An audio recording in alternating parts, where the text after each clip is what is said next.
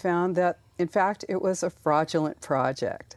And in bringing the information, sort of innocently to the town, to the city, I found that, they were gunning for me immediately.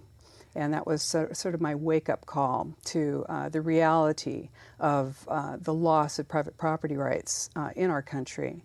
And when I was researching the political and corporate forces behind redevelopment, I found United Nations Agenda 21 Sustainable Development. So fraudulent projects? I can't believe such a thing would exist, and people trying to exert power over people who don't know what's going on? Isn't that something? Insanity. Insanity. And so Agenda 21 is something that some people have heard of, some haven't.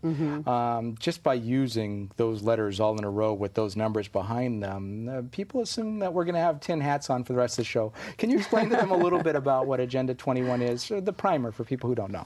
Sure. Well, it's not like Area 51 or Catch 22. It's a real plan. It was signed on to in 1992 by the United States and 178 other countries. It is the United Nations plan.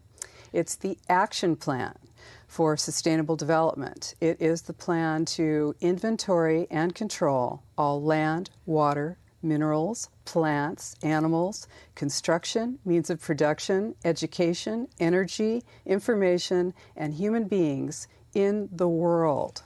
Well, see, people might think that that's completely crazy, and if they asked if you made it up and everything else, because it's for us crazy people to believe in, they wouldn't expect that you could actually find copies of it on the United Nations website, as an example. Backed by the biodiversity study, which says things like agriculture and humans aren't sustainable.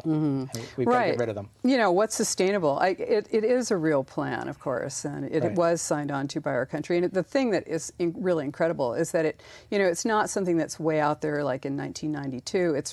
It's right now in the San Francisco Bay Area being implemented all over in every town. And of course, it's all over the country and all over the nation. And right here, we see it, of course, as